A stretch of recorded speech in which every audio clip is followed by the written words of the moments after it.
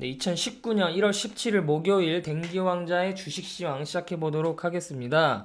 오늘 제목은요, 지금은 코스닥보다는 코스피가 우세한 장세다라고 잡아봤고요. 부제로는 수소차 섹터 급등 이유는 이라고 한번 잡아보았습니다. 오늘 코스피 업종 등락률을 살펴보시면요, 보험 업종이 가장 흐름이 좋았고요. 안 좋은 쪽 흐름을 보시면 의약품, 그다음 비금속, 광물, 그다음에 의료 정밀, 유통, 건설 쪽이 약간의 흐름이 좋지 않았습니다. 가장 흐름이 좋지 않았던 비금속, 광물 쪽은 대북 테마주들이 엮여 있기 때문에 이쪽이 오늘 하락을 하면서 업종도 하락이 나타났고요. 시총 상위 등락률 보시면요. 최근에 이번 주 네이버의 흐름이 가장 좋네요. 그 다음에 이제 현대차나 현대모비스 등 자동차 업종의 흐름도 좋고요. 그 다음에 이제 신한지주, 오렌지라이프에 대한 이슈가 나오면서 오늘 흐름이 좋은 모습입니다. 반면에 삼성바이오, 셀트리온 헬스케어, 신라젠 등 바이오 종목에 대한 흐름이 굉장히 좋지 않고요. 이들 바이오 종목에 대해서는 제가 계속해서 부정적인 뷰를 유지를 하겠습니다. 그 다음에 이제 포스코 캠텍 등 2차 전지 쪽 흐름도 오늘 좋지 않았습니다. 자, 넘어갈게요. 네, 최근 한국 시장을 살펴보시면 코스피 지수가 2100포인트를 돌파를 하면서 차트를 보겠습니다. 네, 2100포인트 돌파를 하면서 지금은 그리고 61선도 돌파를 했죠. 그리고 단기적으로 상승세가 빠르게 나오면서 오늘은 쉬는 모습이죠. 그렇고요. 코스닥도 보시면 일단 60선을 돌파를 해놓고 쉬는 모습. 근데 확실히 코스닥 흐름이 조금 더 좀 이게 약하죠. 그리고 얼마 전에 문재인 대통령과 재벌 총수들과의 만남이 있었죠. 이때 이제 저는 그 이재용 부회장과 최태현 회장의 그 반도체 업황에 대한 자신감이라고 해야 될까요? 그런 걸 많이 느꼈습니다. 삼성전자가요, 그동안 반도체 치킨 게임에서 승리를 하고 2016년, 17년대 자기 마음대로 가격을 좌지우지하면서 이쪽 반도체 업황을 인위적으로 호황 국면으로 만든 경향이 있습니다. 그래서 최근에 뭐 반도체 업황이 꺾인다라는 말이 있는데요. 정확한 표현은 꺾인다라는 말이 아니라 정상화되고 있다라는 표현이 맞다고 저는 생각을 합니다. 어쨌든요, 현재는 코스닥보단 코스피 쪽이 흐름이 괜찮고요. 코스닥에 속해 있는 지금 바이오나 5G 장비주, 그 다음에 2차 전지주 등 지금 전반적으로 조정이 나오고 있는 국면입니다. 바이오는 뭐 상반기든 하반기든 상저 하저 흐름이 일단은 예상이 되고요. 그 다음 5G 장비주는 주랑 2차 전지 쪽은 성장성에는 의심이 없지만 상반기에는 그동안의 상승에 대한 조정 구간이 어느 정도는 필요하지 않을까 하는 생각이 듭니다. 그래서 이때 이런 말을 했다고 하죠. 문재인 대통령이 반도체 업황이 좋지 않다던데 어떻습니까? 했더니요, 이제 이재용 부회장이 좋지 않습니다만 이제 진짜 실력이 나오는 거죠. 하하, 이렇게 대답을 했다고 하죠. 그리고 그 옆에 있던 최태현 회장이 삼성이 이런 소리 하는 게 제일 무섭다. 그리고 다시 이재용 부회장이 이런 영업 비밀을 말해버렸네 라는 그런 대화가 오고 갔다는 기사 내용이 나왔었습니다. 이 무슨 말일까요? 그냥 한 말일까요? 반도체 업황이 정상화되고 있다고 표현을 해야 맞다고 했습니다. 꺾인다기보다는요. 그래서 정상화되고 있는 이 상황에서 정상화됐을 때가 진짜 실력이 나오는 것이다. 이렇게 이제 이재용 부회장이 말했다고 저는 생각을 하고 있습니다. 왜 실력이 나온다고 얘기를 했을까요? 당연히 이미 치킨 게임 다 끝나고 자기가 독주를 하고 있는데 여기서 실력이 안 나온다는 게 말이 되겠느냐라는 거죠. 무조건 실력이 나오게 되어 있다. 이렇게 해석을 하는 게 맞는 것 같고요. 그래서 그 옆에 있던 최태현 회장이 이런 소리가 제일 무섭다고 한 게 아닐까 그런 생각이 듭니다. 그래서 이 영업 비밀이라는 게 이 영업 비밀과 이 실력이라는 게 반도체 업황이 꺾인 게 아니라 정상화가 되고 있는 거기 때문에 여기서도 본인들이 뭐 좌지우지하고 있는 이 상황에서 꿀릴 거 없다라는 거죠. 예. 어쨌든 이런 승자들의 자신감의 표현이지 않을까 이렇게 생각을 하고 있습니다. 그래서 어쨌든 한국 시장 다시 복귀를 하면요. 경기 방어주에서 경기 민감주로 수급이 현재 이동을 하고 있다라는 것이고요. 오늘은 경기 민감 업종들이 쉬면서 시장 또한 크게 움직이지는 않는 모습이었습니다. 그리고 바이오주는 여전히 부정적인 뷰를 유지를 하고요. 셀트리온 형제들 다 있죠. 그리고 뭐 신라젠 뭐 이런 종목들에 대해서도 여전히 뭐 가치 투자, 중장기 투자로는 부정적인 뷰를 유지를 하겠습니다. 셀트리온 볼까요? 셀트리온, 리온. 지금 제 손가락이 다쳐서 자판이 잘 안 됩니다. 자, 그 이해를 해주시고요. 보시면 이게 계속 못 오르고 있죠. 그리고 1차 랠리 끝나고 2018년부터 계속해서 하향 추세가 유지가 되고 있습니다. 셀트리온의 현재 연평균 성장률은요 30%에서 35% 내외 정도로 움직이고 있기 때문에 굉장한 성장률이다라고 볼 수 있겠지만 현재 PBR 상태가 이미 그 2배를 넘는 70에서 80 사이로 움직이고 있기 때문에 저평가가 아니라 고평가 상태로 여전히 움직이고 있다라고 해석을 하시는 게 맞고요. 그 다음에 또 뭐 다 마찬가지입니다. 셀트리온 헬스 그죠? 뭐 이 상승 이후에 여기 뭐냐 42,000원에서 16만원이 갔던 2017년 마지막 랠리 이후에 계속 조정하고 있죠. 이때가 피크였다. 그 다음부터 계속 하락 추세. 그리고 이 하락 추세가 앞으로도 당분간은 계속 이어질 가능성이 높다라고 저는 생각을 하고 있습니다. 일단 자체적으로 셀트리온 그룹주들은 상당히 비싼 가격에 위치를 해 있고요. 물론 고평가에서 계속 고평가가 유지가 되면서 주가가 상승할 수 있지만 그러한 모멘텀이 현재 전혀 보이지 않고 경기 민감주로 수급이 만약에 이동을 한다면 어느 쪽에서 물량을 정리를 할 것인가를 생각해 봤을 때는 바이오 섹터가 굉장히 유력하다라고 저는 생각을 하고 있습니다. 그리고 이 신라젠 같은 종목은요. 이게 뭐 9,000원에서 15만원까지 갔죠. 9,000원에서 15만원 2017년에 셀트리온 비슷한 구간 이 구간에 바이오가 다 갔죠. 여기서 이 신라젠 같은 경우에는 뭐 가치 투자로 접근하기에는 불가능한 종목이죠. 단순히 기대감과 임상이 뭐 성공하고 또 성공할 것이라는 그러한 이제 기대감으로 올라가는 종목인데 따라서 가치를 매길 수가 없습니다. 가치를 매길 수가 없습니다.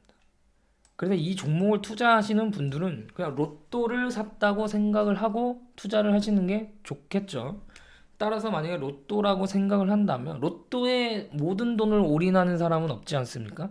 따라서 뭐 일주일에 5,000원, 만원 이러한 돈으로 투자를 한다면 상관이 없겠지만 이거는 도저히 접근하기가 어렵고 또한 만약에 바이오 업황이 좋다면 신라젠 또한 뭐 말도 안 되는 주가지만 더 올라갈 수도 있겠지만 수급의 힘으로 밀어 올릴 수도 있죠. 그러나 지금은 바이오 업황 자체가 하락 추세에 있기 때문에 당연히 이러한 종목 또한 올라갈 이유가 전혀 없다라고 판단을 하시면 되겠습니다. 자, 그래서 여전히 미중 간의 무역 협상이 뭐 잘 진척이 되고 있다라는 얘기가 나오고 있지만 반대로 이 뭐 하는 거냐? 제대로 하고 있는 게 맞냐라는 의견이 당연히 나올 수가 있습니다. 그래서 증시가 하락을 하게 되면 이 뭐 하는 거냐라는 이 멘트가 좀 더 부각이 될 수 있겠죠. 브렉시트 문제도 있고 그다음에 셧다운 문제도 이렇게 주가가 증시가 하락을 하면 나올 수가 있습니다. 여전히 저는 한국 증시가 상고하저의 흐름이 되지 않을까라고 생각을 하고 있고요. 미국 금리 인상에 대한 불확실성은 2019년에는 크게 일어나지 않을 가능성이 높다고 생각을 합니다. 따라서 현재 구간에서는 이러한 금리 인상에 대한 부분은 어느 정도 시장에서 해소가 되었다. 그렇게 보시면 되겠고요. 앞으로 미중 간의 무역 협상이 좋은 쪽으로 100%다 만족하게 협상이 끝날 수는 없겠죠. 어쨌든 좋은 쪽으로 마무리가 된다는 분위기가 연출이 되면 그동안 무역 전쟁으로 인해서 떨어진 이런 경기 민감 섹터에서 반등세가 강하게 나올 수 있다. 그렇게 생각을 하고 있습니다. 그리고 이제 실적 시즌이 다가오고 있는데 4분기 실적이 전반적으로 크게 좋을 것은 없다. 그렇게 이제 시장이 판단을 하고 있는데 과연 이거를 이미 예상된 실적의 재료 해소로 볼 것인가 아니면 진짜 우려감으로 볼 것인가 이 부분이 달려 있는데 이 부분은 그 위로 넘어가서 무역 협상이 어떻게 진척이 되느냐에 달려 있다고 또 생각을 하고 있습니다. 만약에 4분기 실적이 여러분들이 투자하신 종목들 중에서 이미 최악으로 나올 것으로 예상을 하고 있는 종목들이 있을 겁니다. 4분기? 당연히 최악으로 나올 것이다. 그 최악의 순간에 나는 턴어라운드를 기대를 하고 투자를 할 것이다. 그런 종목들이 있으면 4분기 실적을 재료 해소로 보고 그때부터 주가가 본격적으로 바닥을 다지고 다시 턴을 하는 그런 섹터들이 있습니다. 네, 그런 섹터와 종목군들을 좀 찾아보시면 좋을 것 같고요. 네, 반도체 섹터에 대해서 계속 얘기를 드리면요. 대만의 나냐가 올해 투자 규모를 축소하겠다.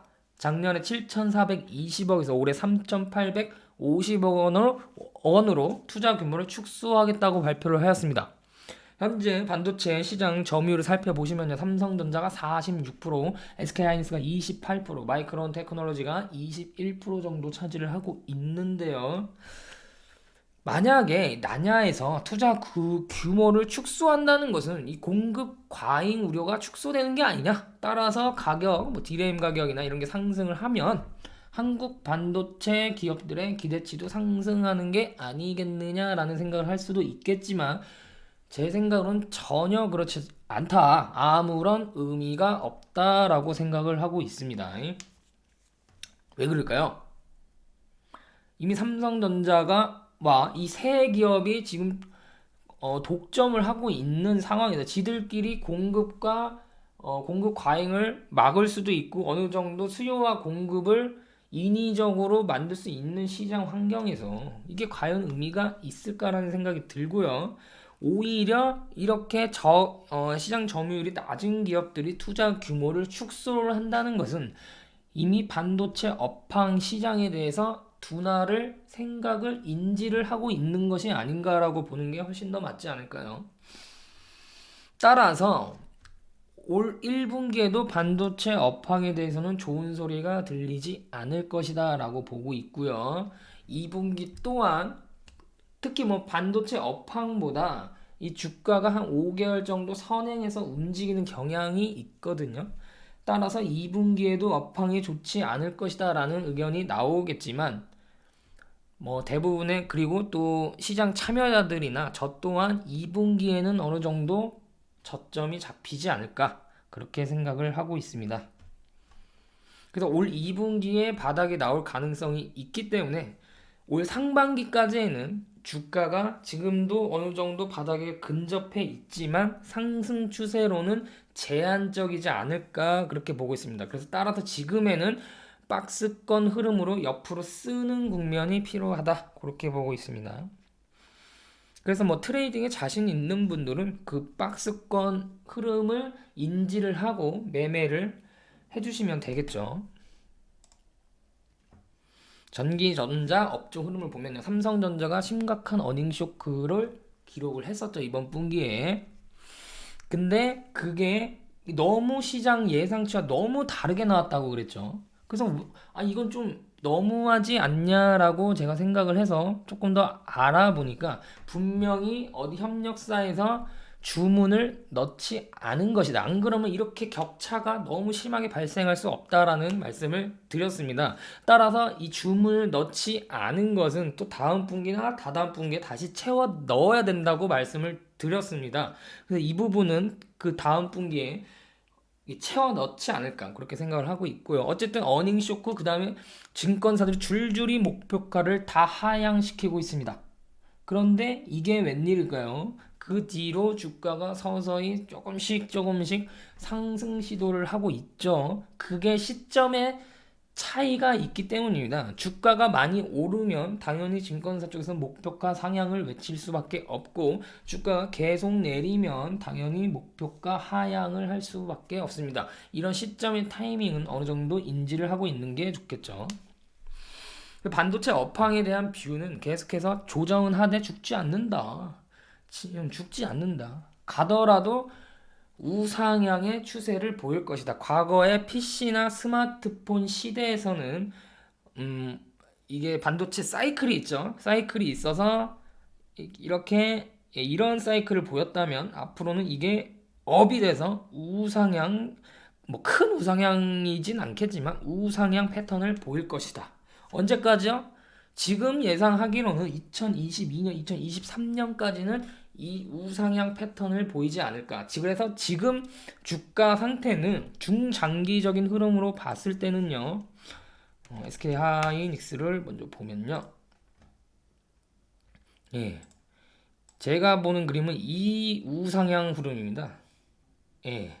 이 우상향 패턴을 보일 것으로 저는 생각을 하고 있습니다. 그래서 이게 이제 60월선 이동평균선 여기에 만약에 붙게 되면 이 가격이 52,000원대입니다. 52,000원대. 그런데 52,000원대까지 과연 하락하기에는 조금 쉽지 않다.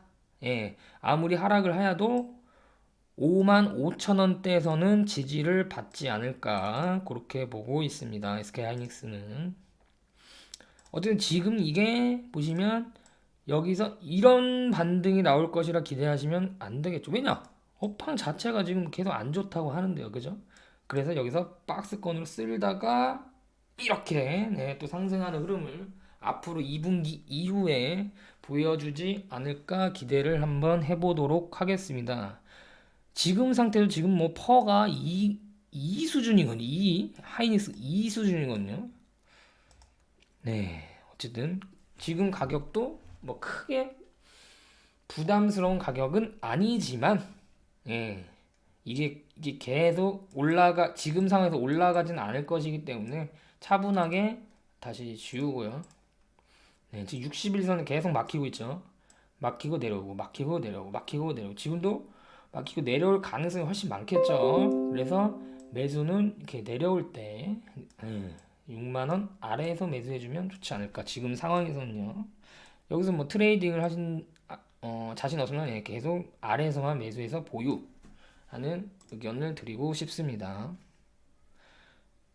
예, 요거 설명드렸고 상반기 그래서 2분기까지는 바닥 다지기 장세 예상. 그래서 급할 건 없다. 매수가 급할 건 없다. 분명히 싼 자리긴 하지만 급할 건 없다. 그리고 이제 반도체 업종에 대해서 이게 아직 분양이라는 거는 엄청난 대시세가 나오는 건데 이게 2만 지금 5천원에서 9만 원까지 갔다는 거를 대시세라고 보긴 어렵거든요. 예, 지독한 시세는 아니다. 어쨌든 4차 산업혁명 시대에서는 PC, 스마트폰 뿐만 아니라 엄청난 곳에서 반도체를 요구를 하기 때문에 수요가 더 증가를 하기 때문에 과거 사이클을 타진 않을 것이다. 이러한 흐름을 예상을 해서 삼성전자든 SK 하이닉스는 그때 미래를 내다보고 대규모 투자를 늘리고 있다라고 보시면 되겠습니다. 자, 그리고 항공업종 오늘은 보도록 하겠습니다. 대한항공 그리고 한진칼 한번 보도록 하겠습니다. 일단 항공주를 투자를 하겠다라고 하시면 유가와 환율 두 개를 유심히 살펴보는 게 좋겠죠. 그럼 어떤 흐름이 항공업종에 유리할 것인가 그거를 보시면 일단 올해는 원화 강세, 달러 약세가 예상이 됩니다. 그럼 항공업종, 대한항공한테는 좋을까요? 나쁠까요? 일단 항공주는 그 이 기름을 달러로 사와야 되기 때문에 원화가 강세 방향 그리고 달러가 약세 방향으로 가는 것이 매우 좋습니다. 마찬가지로 유가가 비싸지지 않는 게 좋겠죠. 그래서 올해 유가를 보시면요. 저점 대비 반등은 예상이 되나 뭐 80달러를 넘고 뭐 100달러를 넘고 그런 고공행진은 힘들지 않을까라고 보고 있습니다. 그래서 유가와 환율을 봐야 되기 때문에 항공업종 투자가 그리 쉬운 것은 아니다.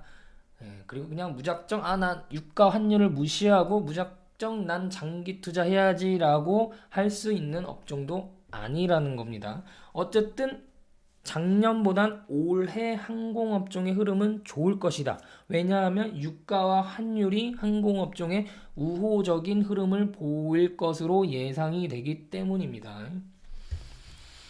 만약에 항공주 투자가 어렵다면 여행주 투자를 고려해 볼 수 있습니다. 지금 여행주가 가는 흐름이요. 최악의 순간을 넘고 있습니다. 최악의 순간을. 그럼 무슨 의미일까요? 최악의 순간을 넘어가면 좋은 일만 남았다라는 거죠. 예. 그런데 대한항공을 보시면요. LCC 저가 항공 대비 높은 운임 수준을 유지하고 있고 최근에 주주가치 제고, 배당 증가에 대한 기대감도 함께 얹혀 있습니다. 예. 그래서 대한항공을 보시면요. 국민연금이 한진칼, 한진그룹의 수추 얻으십 코드. 예, 이게 무슨 말일까요? 예, 주주권을 적극적으로 행사를 하겠다는 것이죠. 왜냐? 좀 더 수익률을 끌어올리기 위해서 이러한 행동을 하겠다라고 하는 건데요. 여기에 대해서는 찬성하는 분들도 있고 반대하는 분들도 있고 되게 논란이 많습니다. 어쨌든 지금 시장의 판단을 보면 기대감 쪽으로 좀 더 반영을 하는 게 아닌가 그렇게 보고 있고요. 이 적극적인 행동 안에는요, 조 회장 일가의 해임 제한도 들어가 있습니다. 그리고 한진그룹이요, 자산 가치 평가가 과연 제대로 이루어지고 있는가라는 생각이 듭니다. 이 한진그룹이 가지고 있는 이 땅의 가치, 인천 쪽도 그렇고요, 엄청 이 땅 부자라고 알려져 있거든요. 과연 이 땅의 가치가 제대로 평가가 되었는가? 이거에 대해서 과연 주식시장에서 자산 가치를 정확하게 인정을 해주는가에 대한 의문감은 조금 있습니다. 대한항공 차트를 한번 볼까요?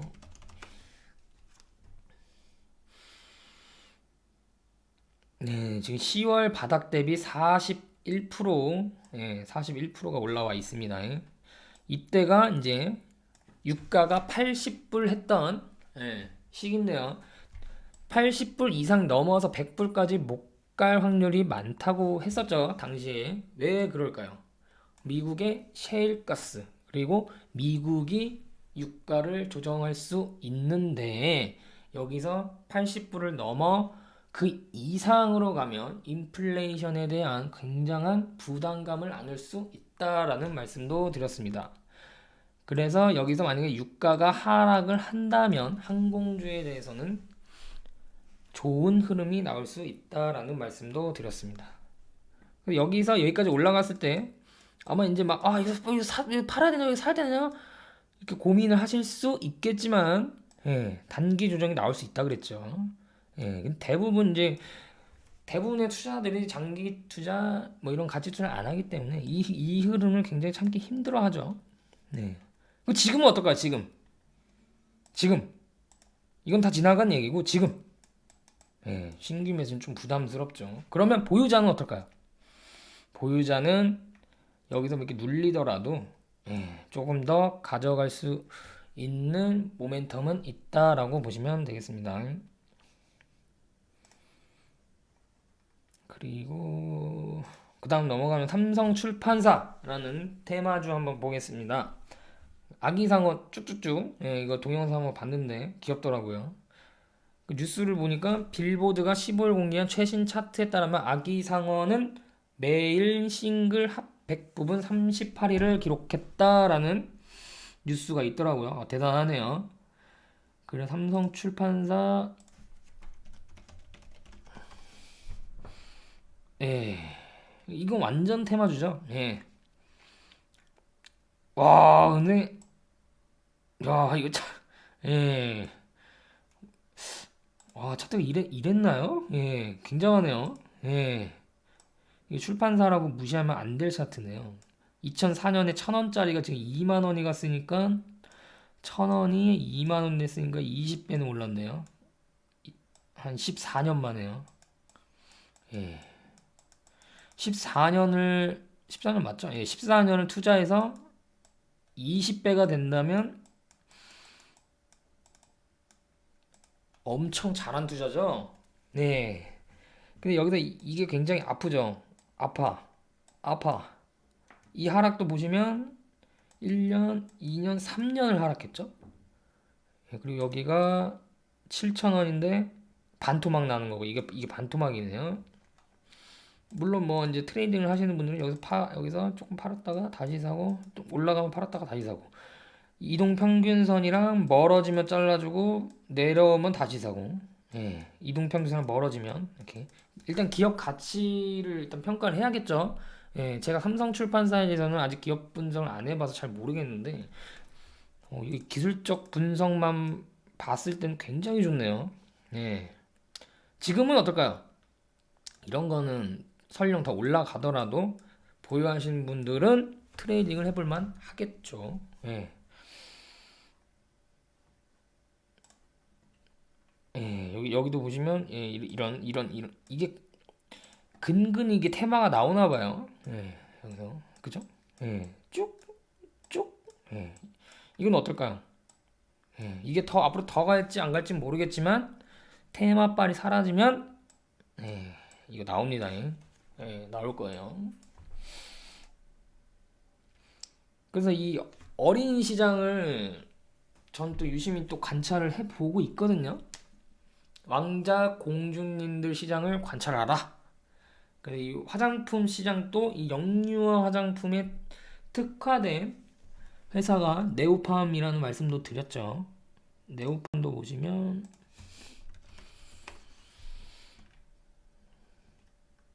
예, 여기서부터 이제 기업의 성장이 시작이 되고 있는 것 같습니다.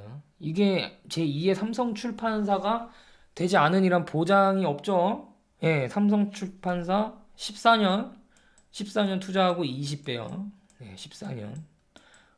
예. 네오팜이든 뭐 삼성 출판사는 이 시황과는 거의 상관이 없는 종목들이죠. 예. 시황과는 전혀 상관이 없습니다. 그래서 이렇게 가끔씩 이렇게 눌러주는 예, 이건 60일까지 눌러주지도 않네요. 예. 네, 어쨌든 이 상승 흐름이 유지가 되고 있고요. 네오팜은 제가 기업 분석을 해봤는데 네, 굉장히 좋습니다. 네오팜은 영유아 화장품. 그 다음이 이제 사기육 시장. 예, 최근에 저도 스카이캐슬을 아주 애청하고 있는데요. 사기육 시장은 아마 없어지지 않을 겁니다. 대학은 없어져도 사교육 시장, 스카이에 보내겠다는 그 열망, 그 욕망, 그런 건 없어지지 않을 것이라고 저는 생각을 합니다. 오늘 보니까요, 디지털, 디지털 대성이, 예, 급등을 했네요. 이게 굉장히 지루한 종목, 지루하다가 한번 쫙 펴주죠. 이게 뉴스가 나왔나요? 고성장 기대감, 네. 뭐 이런 게 나왔네요.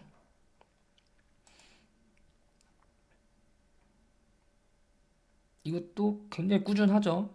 지루하니만큼 꾸준합니다. 꾸준해요. 그냥 꾸준하게 우상향하고 있죠. 이게 기업의 성장이겠죠.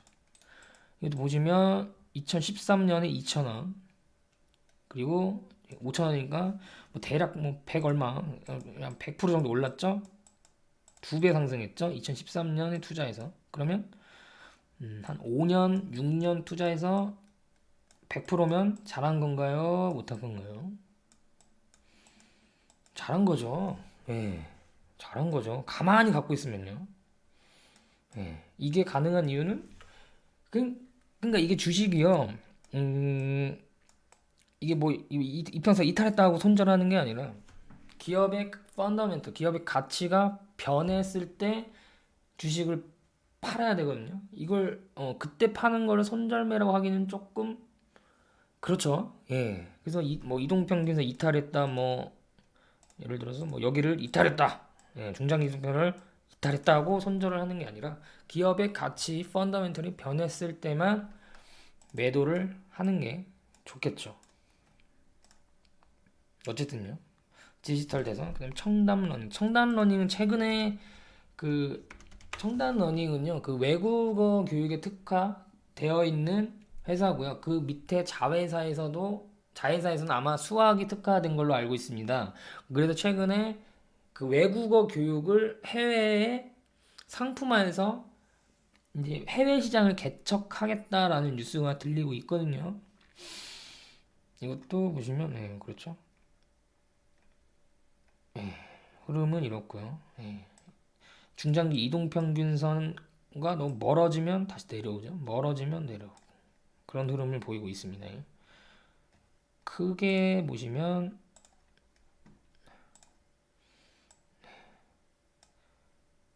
추세가 이게 바뀌었다는 걸 알 수가 있죠. 그러니까 그 실적을요, 여러분들이 조사를 해보시면 정확하게 이 추세가 바뀌는 이 시점부터 실적이 좋아지기 시작합니다. 결국 실적이거든요, 실적. 그렇고요. 그리고 디지털 대상은요, 만약에 뭐 돈을 100원을 벌었다. 그러면 46원을 배당을 해줍니다. 배당 성향이 46%, 거의 다 배당을 해줍니다. 그래서 주주들이 이 장사한 거를 다 가져갈 수 있도록 그렇게 하고 있는 회사입니다. 그다음에 이제 2차 전지 섹터, 시간이 좀 된 것 같은데 아직도 많이 남았네. 2차 전지 섹터 빠르게 보도록 하겠습니다. 오늘 2차 전지 섹터 흐름이 별로 좋지 않았죠. 반면에 수소차 섹터의 흐름은 굉장히 좋았습니다. 아이러니하게도 그 2차 전지 섹터를 구성하고 있는 종목들을 살펴보시면 에코프로, LNF, 일진머트리얼, 후성몬, 포스코, 캠텍, 우리산업 등 여러 가지가 있는데요. 여기서 이제 한번 생각을 투자자라면, 가치 투자자, 중장기 투자자라면 생각을 해봐야겠죠. 내가 전기차에 투자를 할 것인가, 아니면 수소차에 투자를 할 것인가. 가장 유망 산업을 어쨌든 따지라고 하면요, 결국 자동차 산업입니다. 지금 2019년에도 마찬가지입니다. 결국 이 자동차가 전기차로 가는 건요, 105년 만의 변화입니다. 105년 만에.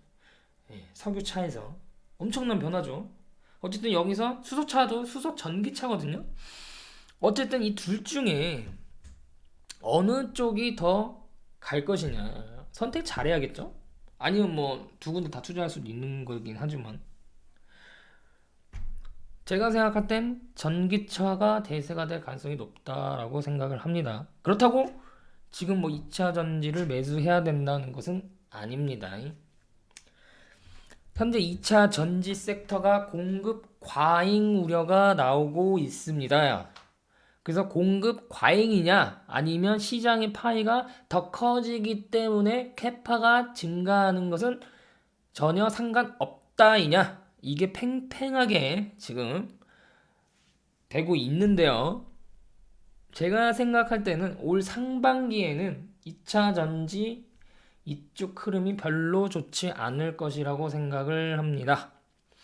그래서 적립식 투자를 하시는 분들은 주조 문적 투자 전략이 유효하다고 생각을 합니다. 주도 업종을 조정이 나올 때 분할해서 적립식으로 모아 나간다라는 말이 주조 문적 투자 전략인데요. 현재 구간에서는 조정 구간입니다. 이 조정을 뭐 하루 이틀 조정을 얘기하는 게 아니라요, 전 크게 봤을 때 상반기는 이런 박스권 기간 조정이 나올 것으로 보고 있습니다.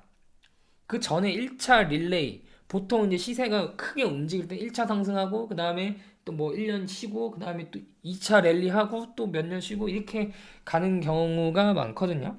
어쨌든 1차 상승은 끝났다라고 생각을 합니다. 그리고 이제 2차 상승 전에 2차 상승은 나올 것이라고 생각을 합니다. 여기서 전기차 섹터에서 안 나오면 전기차 섹터를 무시하고 다른 섹터에서 나올 가능성은 그렇게 크지 않다고 생각을 합니다. 어쨌든 2차 상승 결국은 나올 것인데 그게 언제가 될 것이냐 그건 저도 모르죠. 근데 결국엔 나올 것이다. 그리고 상반기에는 1차 상승에 대한 조정 구간이 나올 것이고 그 2차 상승이 올 하반기가 될지 아니면 2020년 상반기가 될지 그거 하반기가 될지 그거는 아직까지는 잘 모르겠습니다. 그래서 상반기에 매수가 그렇게 급할 건 없다. 정리씨 투자자들은 상황을 봐서 여유롭게 이렇게 매수하는 전략. 에코 프로로가 일봉을 보면요. 예. 여기가 1차 릴레이죠. 1차 릴레이가 끝나고 옆으로 쓸고 있죠. 옆으로 쭉쭉쭉 쓸면서 이동평균선, 중장기 이동평균선과 만나려고 하고 있죠. 이게 옆으로만 쓸어도 이동평균선은 올라가기 때문에 만나게 되어 있습니다. 어쨌든 지금은 네, 이 라인선에서 10월에도 이건 10월에 빠지질 않았네요. 네. 이 라인선을 지켜주고 있는데 따라서 이번에도 하락이 나온다면 3만원대 라인까지는 충분히 하락할 여지가 있다라고 보여지네요.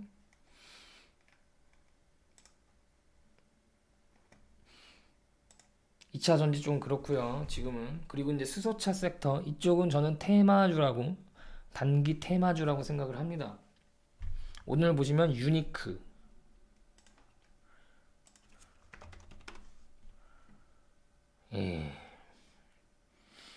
이건 그리고 JNK 히터, 그냥 SP월세 대표가 문재인 대통령 앞에서 뭐 발표를 했다는 소식이 들리더라고요. 이런 걸로 이제 또 주가를 띄우겠죠.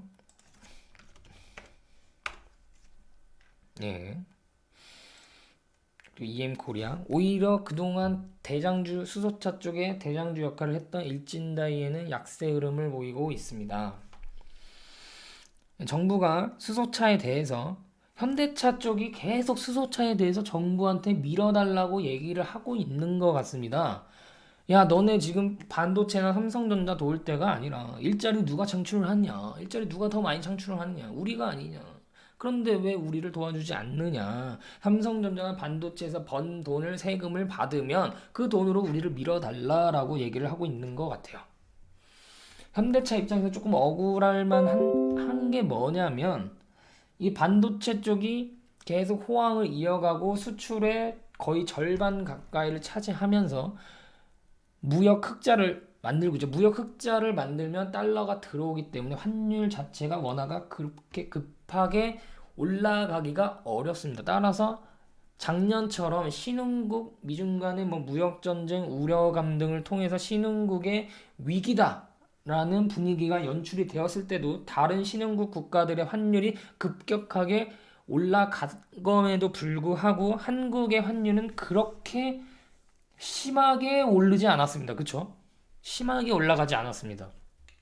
그럼 과연 왜 환율이 다른 신흥국에 비해 안 올라가느냐? 뭐 우리나라 뭐 외환 보유가 많고 한국의 뭐 기초적인 펀더멘탈이 견고하고 뭐 이런 말도 물론 맞겠지만 이 경상수지 흑자의 절반을 반도체가 차지하고 있기 때문에 환율이 오르지 않는다고 저는 생각을 합니다. 그러면 이게 환율 이점의 가장 지금 예민한 쪽이 이 자동차 쪽인데 이 환율이 생각보다 안 올라와 주니까 이 자동차 쪽에서 반등을 모색할 만한 매출에 네, 자동차 판매에 대한 반등을 모색할 만한 한 가지 카드를 잃어버린 셈이죠. 그래서 이게 알게 모르게 이게 산업이 유기적으로 연결이 되는데 이 반도체가 등장을 하고 이런 경상수지의 절반을 차지하고 이렇게 되면서 반대급부로 현대차 쪽이 그동안 물론 뭐 땅에 10조를 투자하고 뭐 이런 거 다 제외하고요. 그냥 가격 경쟁력과 환율을 따져보면 굉장히 그동안 손해를 봤다. 그렇게 또 해석을 해볼 수가 있겠죠. 어쨌든 정부에서 그래도 2030년 뭐 2040년까지 수소차를 뭐 어쩌고저쩌고 하겠다고 발표를 했습니다. 너무 먼 이야기라는 겁니다. 근데 지금 당장 뭐 할 수가 없겠죠. 인프라 뭐 이런. 그래서 지금 단순한 기대감으로 올라가고 있고요. 또 이런 질문을 해볼 수가 있습니다. 과연 우리나라 자동차 산업이 전 세계를 주름잡을 수 있는 헤게모니를 가지고 있는가? 우리가 수소차 한다고 해서 전 세계 자동차 시장이 따라오겠는가?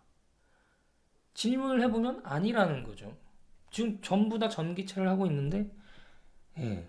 이게 수소차 쪽이 괜찮다고 생각을 했으면 수소 전기차를 하겠죠.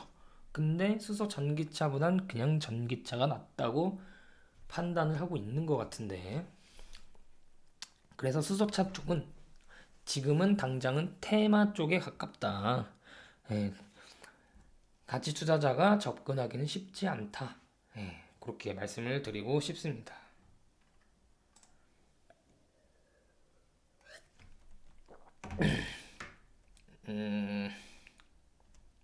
인터넷 업종 한번 보도록 하겠습니다. 네이버가 최근 흐름이 괜찮은 것 같더라고요. 네, 이런 종목은 그냥 내비두면 언젠가 또 올라옵니다. 네, 액면 분할하고 확 죽였다가, 왜냐하면 이때 쉬면서 요 셨죠. 여기 쉬면서 이때 주가가 다른 종목들 다 급락을 했는데 이때 쉬면서 어부지리로 주가가 안 내려갔죠. 예, 10월 달에. 그리고 액면 분할 딱 하고 시장에 나오니까 그냥 주르르르. 예. 그리고 쌍바닥 현상하고 급하게 올라가면서 60일 이동선 위로 안착을 하고 있는 모습인데요. 이 자세히 보시면 이때가 성장기. 예. 그다음에 여기가 왜 이렇게 느린? 예, 여기가 성장은 조금 줄어드는 대신 성숙기. 예. 근데 완전한 성숙기면 주가가 거의 옆으로만 쓸겠지만 이거는 그래도 각도가 좀 있죠. 그래서 지금 성숙기 구간에 접어들었다. 이거 보시면 되겠고요.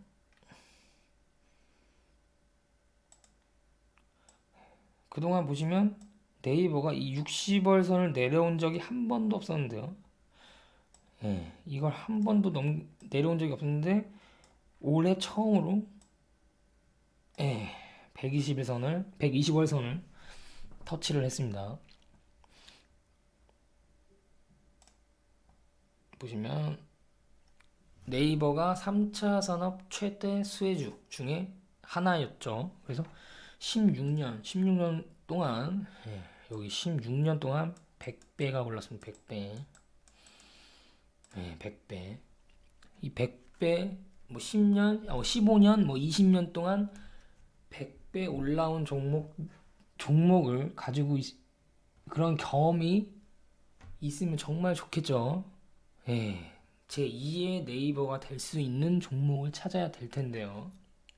어쨌든 네이버가 3차 산업 최대 수혜주였다. 당시에 뭐 라이코스, 뭐 다음 뭐 여러 가지가 있었죠. 인터넷 검색 포털 시장. 여기서 이제 고민이 생깁니다. 인터넷 검색 포털 시장이 100% 성장할 거는 알겠다. 근데 어떤 기업이 1등으로 치고 나갈지 전혀 예측이 안 된다라고 생각할 때가 있습니다. 이 시장이 분명 커질 것 같고 어떻게 되겠는데 도대체 어떤 기업이 그 경쟁에서 이길지 모르겠다. 계속 모니터링을 하겠지만 처음에는 네이버도 사고 라이코스도 사고 다음도 사고 그렇게 분산 투자를 하는 방법도 있겠죠. 그러면 예를 들어서 라이코스를 샀는데 뭐 상장 폐지되고 망했어요. 다운도 뭐 상장 폐지되고 망했어요. 만약 이러면 그 돈은 날리겠죠. 하지만 그 날린 돈을 네이버에서 충당하고도 남을 수익을 줄 수 있다라는 겁니다. 그래서 가장 중요한 건 어떤 시장이 성장을 하겠는가, 어떤 시장 자체, 어떤 업종, 어떤 섹터, 이게 가장 먼저 공부가 되어야겠죠. 그 다음이 이제 종목 선정을 위해서 그 다음에 이제 기업 분석을 들어가는 게 좋지 않을까. 저는 뭐 그렇게 생각을 하고 있습니다. 그래서 지금 이제 4차 산업으로 들어가고 있는데 과연 네이버가 4차 산업에도 성장주가 될 수 있을까? 예, 이 물음에 그렇다라고 생각을 하면 뭐 비중을 좀 더 늘려서 가져갈 수 있겠지만 만약에 4차 산업 시대에서는 네이버가 조금 고전을 할 것 같다라고 생각을 하면 비중을 늘리면 안 되겠죠. 그러나 평타는 쳐줄 것이다. 예, 그렇게 생각은 하고 있습니다. 현재 시총이 22조인데 지금 액면 분할해서 15만 원짜리가 13만 원짜리가 두 배가 되면 28만 원이죠. 그냥 절대 가격으로 보면 그렇게 많이 오른 것 같지가 않지만 시총은 44조가 되는 거죠. 무슨 말이냐면 어렵다라는 겁니다. 어렵다. 예, 상상하기 조금 무거운 종목이다 라는 거죠. 삼성전자도 마찬가지죠. 뭐 100만 원 넘고 뭐 150만 원 이렇게 할 때는 전혀 접근조차 못 하다가 이제 5만 원이 되니까 5만 원에서 10만 원 되는 건 조금 쉽지 않겠느냐라고 생각을 하지만 시총은 두 배가 되는 건 똑같은 거죠. 그리고 이재용 부회장의 재산이 두 배가 되는 것도 똑같은 거죠. 예, 그만큼 쉽지 않다는 거죠. 단순히 액면 분할해서 가격이 싸졌다고 그 싼 가격이 두 배 되기가 더 쉬워 보이는 건 착시효까지 똑같다는 거죠. 어쨌든 우리는 제2의 네이버를 찾을 수 있도록 15년, 20년 투자를 해서 100배가 될 수 있는 종목들을 찾을 수 있도록 노력을 해야겠죠. 저도 노력을 하고 있습니다. 네, 오늘 시간이 오래돼서 건설업종은 넘어가도록 하겠습니다. SK텔레콤 이것도 넘어가도록 하겠습니다. 어쨌든 지금 통신업종을 보시면 통신 3사는 관망을 하셔야 된다. 왜냐? 통신주가 투자를 대규모 투자를 하고 있는데 대규모 투자는 비용 발생을 얘기를 하는 거고요. 비용이 발생한다는 것은 실적에 스크래치가 난다는 거죠. 5G 기대감 뭐 이런 걸로 계속 포장을 하고 있지만 통신 3사가 작년 하반기에는 워낙 경기도 안 좋고 경기 민감주들이 박살이 나다 보니까 수급 자체가 경기 방어주라는 이름으로 통신 쪽에 조금 몰렸던 경향이 있는 것이고요.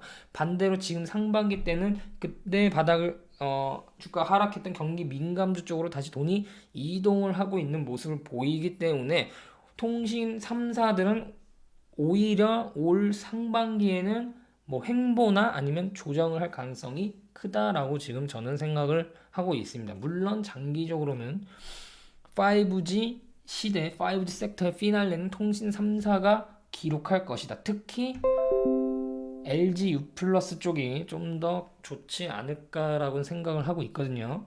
어쨌든 지금은 횡보 구간 아니면 조정 구간에 있을 것이다. 올 상반기까지는요. 그렇게 생각을 하고 있습니다. 오늘은 통신 장비주도 약세 흐름을 보였는데요. 통신 장비주는 이제 통신 3사에서 투자를 받는 거죠. 그리고 본격적으로 5G 상용화가 올해 시작이 되면서 그동안 계속 적자에 시달렸던 기업들이 조금씩 흑자 전환에 성공했다라는 기사들이 나오기 시작할 겁니다. 빠르면 올 상반기, 늦으면 올 하반기에는 흑자 전환에 성공했다라는 기사를 보실 수 있을 것입니다. 그래서 오늘도 통신업종 그리고 인터넷업종 네이버 그 다음 수소차는 조금 좀 그렇다라는 뷰를 드리고요. 그 다음에 2차 전지도 상반기에는 조금 좋은 흐름은 보이지 않을 것이다 라는 뷰를 드렸고요. 삼성출판사 알아봤고 대한항공 스튜어드십 코드 그리고 항공업종의 환율과 유가, 그리고 전기 전자업종 플러스 반도체 업황에 대한 얘기를 조금 드렸고요. 네, 그렇게 드렸습니다. 자, 그럼 오늘 하루도 남은 시간 좋은 시간 되시고 저는 이만 물러가도록 하겠습니다. 감사합니다.